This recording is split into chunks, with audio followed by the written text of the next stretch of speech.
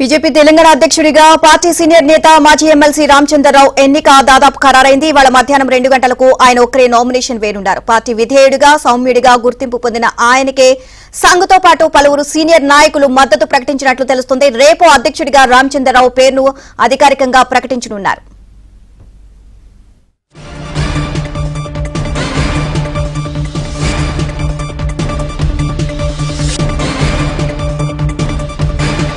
రెండు గంటలకు ఆయన ఒక్కరే నామినేషన్ వేయనున్నారు. పార్టీ విధేయుడిగా సౌమ్యుడిగా గుర్తింపు పొందిన ఆయనకే సంఘ్తో పాటు పలువురు సీనియర్ నాయకులు మద్దతు ప్రకటించినట్లు తెలుస్తోంది. రేపు అధ్యక్షుడిగా రామచంద్రరావు పేరును అధికారికంగా ప్రకటించనున్నారు.